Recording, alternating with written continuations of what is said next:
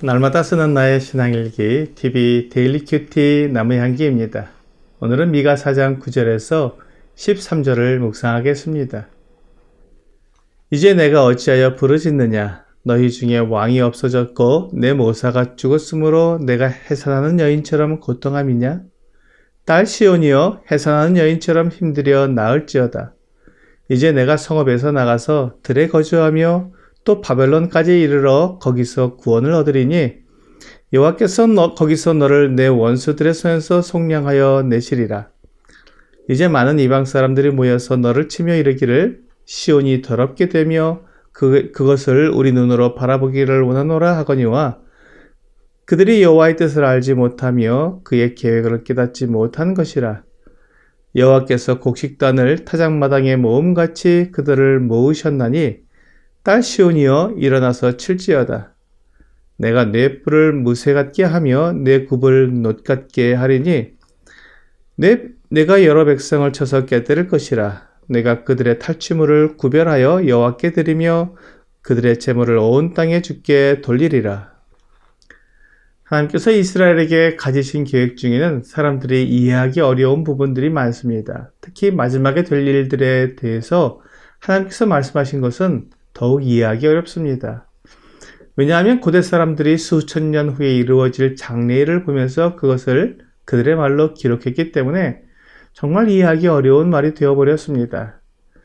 만약 삼국시대에 사는 우리의 조상들이 지금 우리가 사는 모습을 보고 그 같은 시대의 사람들에게 설명을 한다면 어떻게 할 수 있을까요?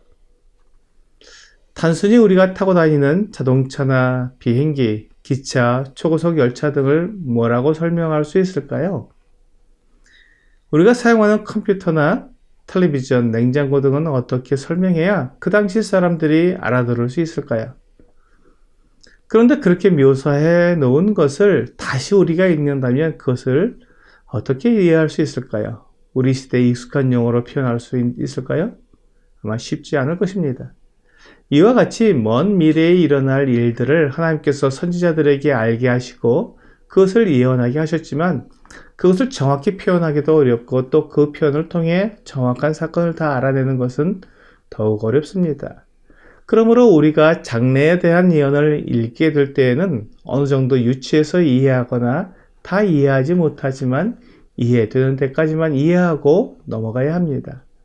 오늘 본문은 주 예수님께서 재림하셔서 이루실 천년 왕국 전에 하나님께서 이스라엘을 대적하는 이방 나라들을 모아서 그들을 징계하시는 장면을 다루고 있습니다.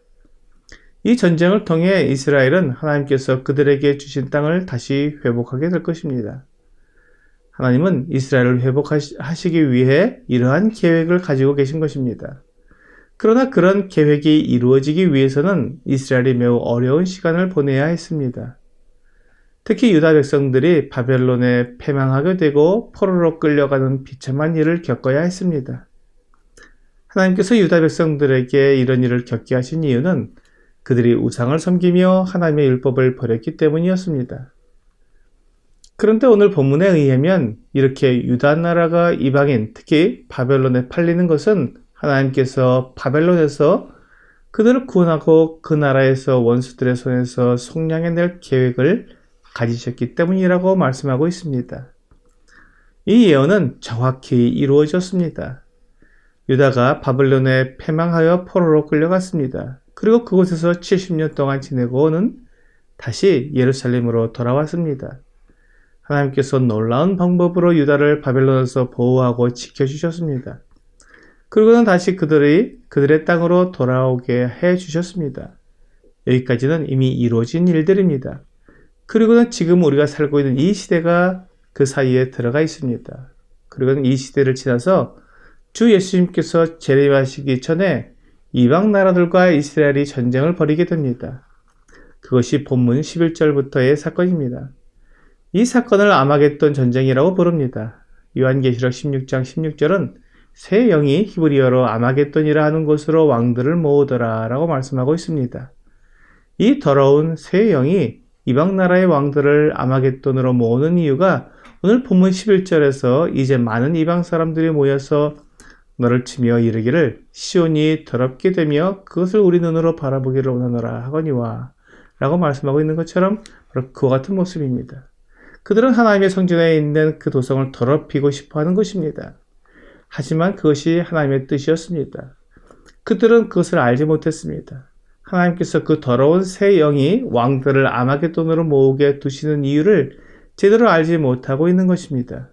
그들은 자기들의 목적이 그대로 이루어질 것을 생각하며 쾌제를 불렀겠지만 하나님께서 그것으로 왕들을 모으신 이유는 마치 곡식단을 타작마당에 모음과 같다는 것이었습니다.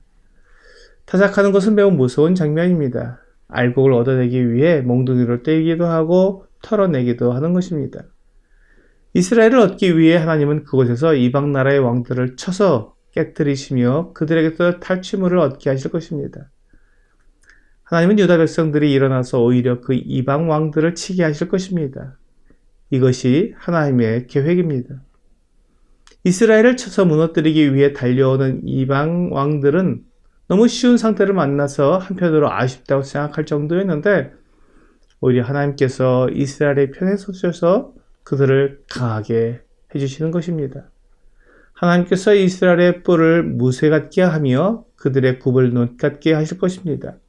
이것이 무엇인지 정확히는 알 수 없지만 이스라엘을 강하게 하시고 견고하게 하셔서 그 대적들을 넉넉히 이기게 하신다는 말씀이라는 것은 알 수 있습니다. 그렇습니다. 하나님께서 이스라엘을 지키시고 강하게 하실 것입니다. 그리고 그 땅을 회복하고 하나님의 그리스도가 다스리는 평화의 왕국이 시작될 것입니다.